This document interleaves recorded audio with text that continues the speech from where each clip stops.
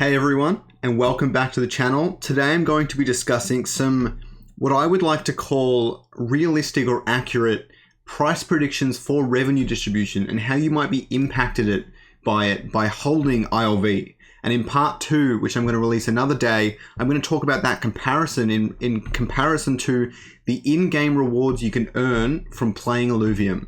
What's going to be better, ILV or playing the game? Let's jump into it. And as always, welcome back. I am Scoriox, and I'm not a financial advisor, and this is not financial advice. And as always, I do the maths, and you do the degen. And let's jump into it.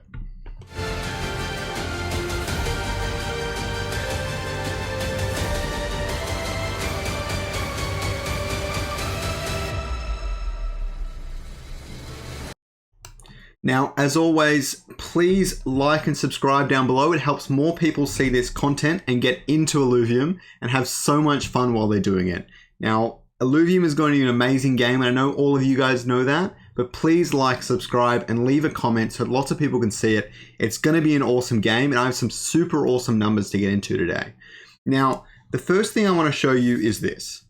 So if we jump down here and I zoom in to this chart here, okay, I've got 6 different types of players. This chart I've actually pulled from someone called New to It All.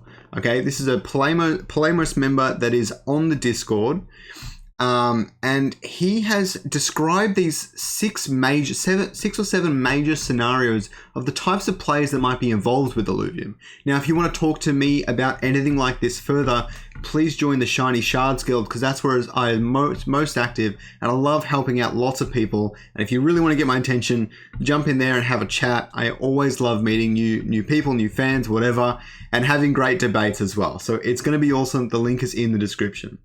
Now, these 6 types of players, I'm going to go through them one by one because I think this sets up a precedent for a lot of my future videos, as well as explaining some of the figures I've come up with in this video.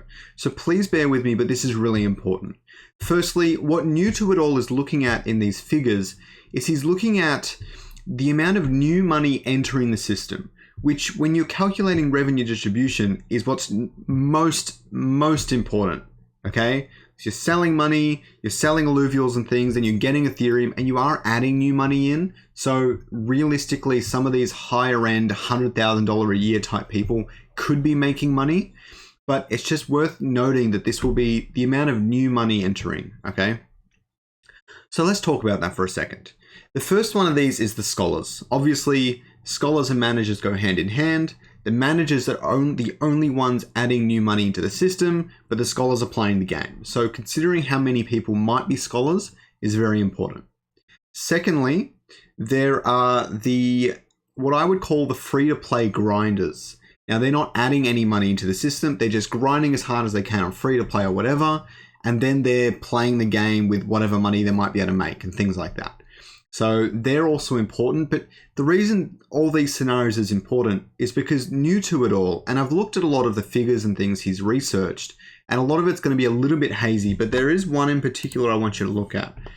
Is he's done a lot of research into a lot of these things, and you've got something like here, where it talks about how many MMO gamers spend money in different ways in massively multiplayer games. A lot of these figures and statistics for how many players of each stereotype come from statistics just like this one.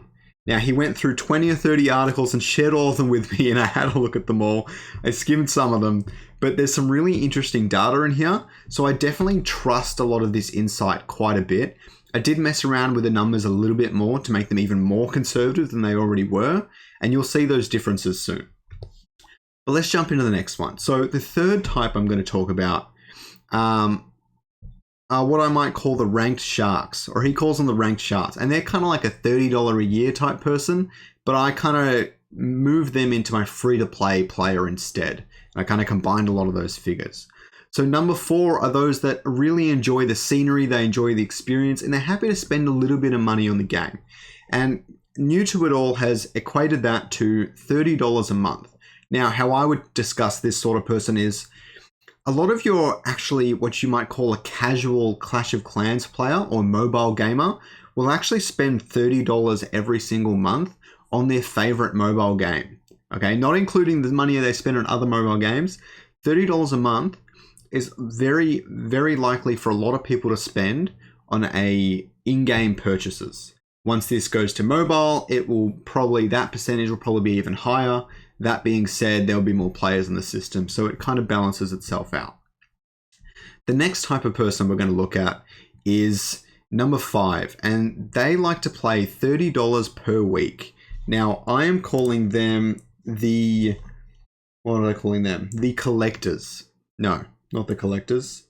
The gamers. So the gamers might like to spend $30 every week. Now, these are the sorts of people that are trying to build up a collection, but they're not going super hard or anything. And they're just playing because they really love playing, sharing the experiences with their friends and things like that. And you'll find this sort of trope is highly common in something like World of Warcraft and things like that, where they have a lot of in-game economies. Now, this percentage is also quite high, and I'll go through all the percentages in a minute, but this one's actually the highest at 33% of all players.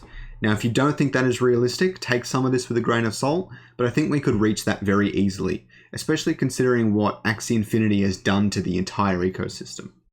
Now, the next one I'm going to talk about are the collectors. These are what New to It All considers as a $30 a day type person.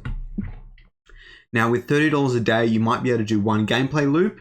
You sell a little bit of your collection or some of your double ups and things, like if you get 2 or 3 Ramfies, then you might be able to do several gameplay loops on that single $30 that you added into the system to begin with. Eventually, you run out of doubles and you don't want to sell anything else, and tomorrow you need to spend another $30 a day. $30 in that day, if that makes sense. So this trope is quite big as well, but these last two, this one and the next one, are the ones where I've reduced the percentages quite a bit because I wanted these numbers to be as conservative as possible to show that just how much potential this game has, even when you're looking at people that don't spend very much money. It's really mind-blowing to look at, and you're going to want to trust me on that, and you're definitely going to want to see part 2 in the near future. Okay, so this last type of player is what we're calling a competitive player. So I've got this person as doing 12 hours every day and spending $30 every hour. This is the person that's trying to become the absolute peak best at the Leviathan arena in particular, but maybe ranked as well. And they're spending lots and lots of money to make sure their collection is perfect before alluvials are removed and the new alluvials come in and things like that. And they're constantly adding money to the game. Now, again, they're probably taking some out, but they're mostly just got lots of money to spend. They're going hard and so on and so forth. And the managers, of course, are just giving an initial investment of, in my case, $1,000 for each scholar. So I'm just basing that off scholarship percentages of people using it. And then the managers are giving $1,000 each. Now, let's jump into the statistics. So this is the original document down here. Now, here are the percentages here. For the scholars, we have 8% of all players. Free-to-play grinders, 20%. 30% are the weekenders. 33%, you've got the gamers. So the people that are spending $30 a week. 7% you have not competitive players, you have the collectors, and only 2% I have as competitive players. Really, that could drop a little bit. So why don't I just drop it now? Because what will happen is it'll just update everything incredibly. All right. So, and I can mess around with all these sorts of data. And I'm going to have an AMA soon so we can all discuss this sort of stuff in great detail. Now, 2% for competitive, we'll leave it with that for now. Now, the current amount of players I have is 200,000. Why did I pick 200,000? I think that is an easy minimum. Now, let's consider 2 major factors. Firstly, Grant on Twitter said they got 100,000 signups for the private beta in the first 24 hours. Aaron said 60,000, Grant said 100,000. Let's just say it kept going up like crazy. The other consideration is they have mentioned in the past that they have 500,000 people signed up to their newsletter. Considering the private beta probably had its biggest influx of people in the first 48 to 72 hours, I think 200,000 players is nothing. I think we go way beyond that in the first week, but on the first day, let's say we have 200,000 players. Now, I'm not going to jump into these other revenue bits just here. We're going to discuss that a bit more in part 2 of this video. But you can see that when you start to get up to 16 times the amount of players or 8 times the amount of players, you're getting up to like $6-7 billion, and you're earning about 750 USD on each ILV token annually. Let's say that one more time. So 8 times 200,000 players is 1.6 million, significantly less than Axie Infinity, and you'd be earning about $750 per token in a year. About $2 a day, which is actually pretty interesting. And like barely a cent an hour. I'm going down to hourly now because it's so interesting. So yeah, that's a lot of money, and a lot of money entering the system. So I hope you guys enjoyed this video, and I hope you learned a little bit about something about the types of people that could be playing the game. And again, a big thank you to New to It All for helping me with this information and sharing with me some of his data. He's also posted all this in the Illuvium Discord if you want to take a look at it. Honestly, I can't remember for the life of me which channel it was in. I think it was Ask Us Anything. There you go. It was in Ask Us Anything. So these numbers tell a lot about the sort of potential Illuvium has if 2% of people are going hard and 70% of people are spending $30 every day. All right. I have the majority of people here pretty much either spending $30 a year or nothing at all. I believe it's over 50% in my calculations. And you're still making $100 a year from 200,000 players. So when you're looking at the ILV token and its crazy fluctuations in the market and Bitcoin and everything, just know that the tokenomics here are really valuable to a lot of people.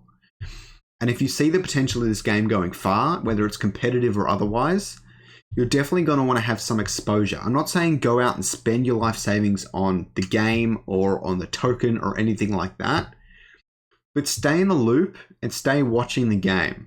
Who knows, you might see a RAM fee with great stats on the marketplace and be like, okay, they're selling it for base RAM fee cost. Maybe I will spend $50 so I can flip this RAM fee down the road. If you see the game having huge success, just stay in the loop, stay subscribed, of course. Subscribe to the Illuvium YouTube as well. They have lots of cool stuff coming up, I'm sure. And we're all going to have an awesome time.